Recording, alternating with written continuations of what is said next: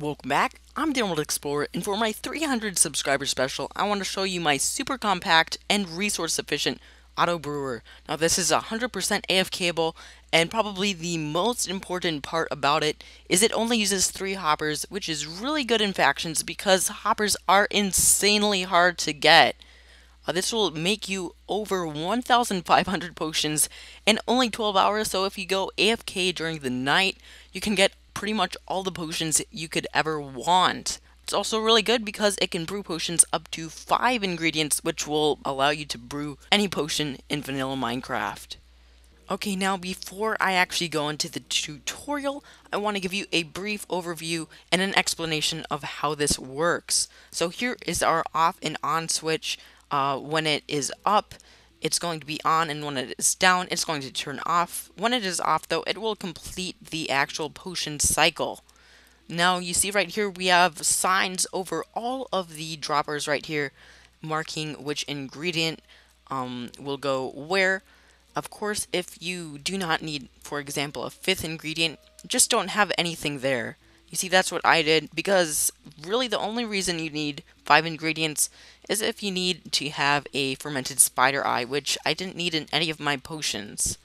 And also, second is always going to be all of your regular actual things that make the potion. You see right here, I have sugar in one slot and glistening melons in the other slots. And what happens is, since the items go out of the dropper randomly, it will be a 1 out of 9 chance it will be a speed pot, which will be from the sugar, and an 8 out of 9 chance that it will be a health pot from all of these melons right here.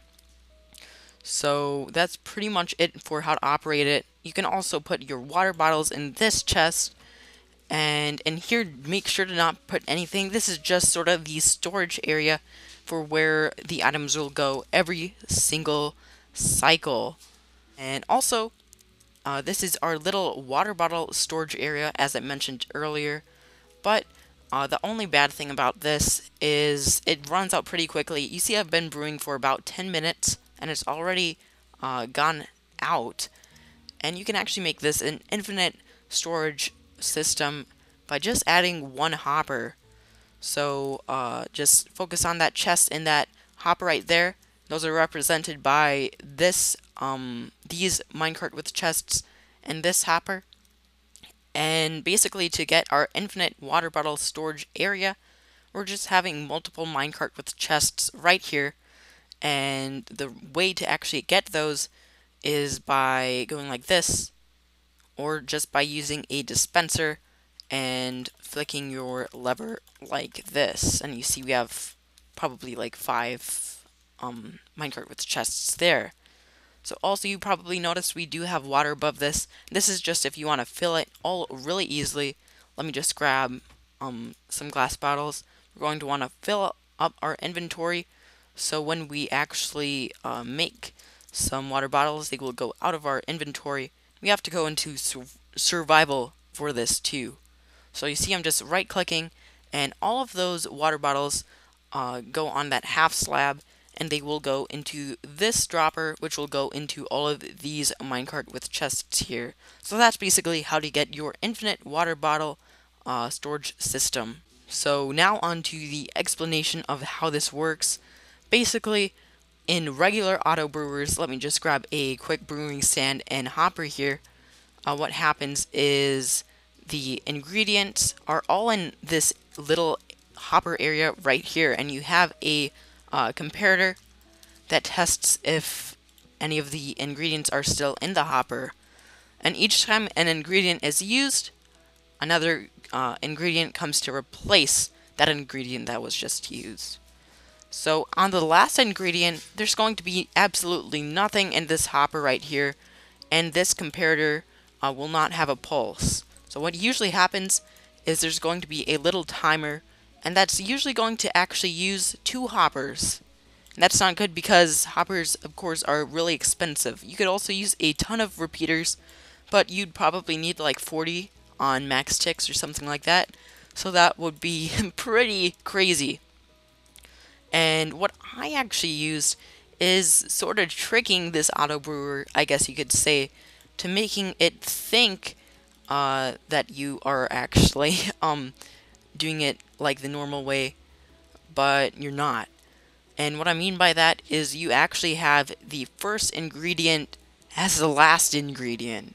So the way that works is once it completes its cycle, it's actually going to withdraw everything from this brewing stand right here. Yet, since the first ingredient is the last ingredient, it will still be in here. So for the next cycle, you can brew sort of with the last ingredient from the first cycle, and it will be the first ingredient for that cycle. That's sort of a rough sketch of how this works. It's sort of hard to explain, so don't get all crazy over it if you don't understand it.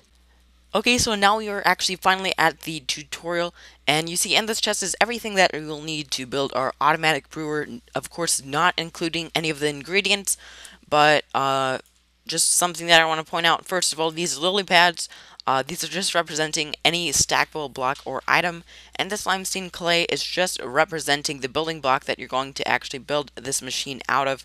It's not going to be exactly 32, but it's probably somewhere around that amount. So let's just grab all of this beautiful stuff right here. And by the way, this stone slab, it doesn't have to be stone. I just used stone slab just because I wanted to. So the first step is just going to be making a simple double chest. This is going to be where all of your actual potions are going to go into. And let's place our brewing stand like that, a hopper on top of that, and a hopper facing into it. So now we're going to be placing a chest, and let's get our building blocks out, build up like that, place our redstone comparator, and make a little T shape like this. Then you're going to want to put redstone on top of that, get out one of your redstone torches, go like that. Then you're going to want to place a block diagonal, redstone repeater on one tick, then make a little wraparound formation like that, redstone repeater on 4 ticks, and you're going to want to repeat that step again, then make that going into a block, get another redstone repeater on 2 ticks, make that facing into a block, and put a redstone torch on top of that. And here is sort of a tricky part. You have to place your slab. It's going to be on the top. Place your building block again, and now you will actually need to place some droppers. So I'm going to place some blocks and then destroy them because it has to face in this area. So that's going to be 1. Then we're going to make one facing into this hopper, one facing sort of into the air again, one facing like that, and the other one facing like that. And we destroyed all the blocks, so everything is good. Then we're going to wrap redstone all around this, and then make a double chest right here. So now we are almost done, but we have a few more steps remaining, and actually we don't need that redstone dust, but I mean, you can have it. What we're going to do is place our lever right here. This is just for making sure that we can turn it off and on, and also to start it up. And then in this hopper right above the brewing stand, we're going to place our lily pads, or the actual item that we selected to use.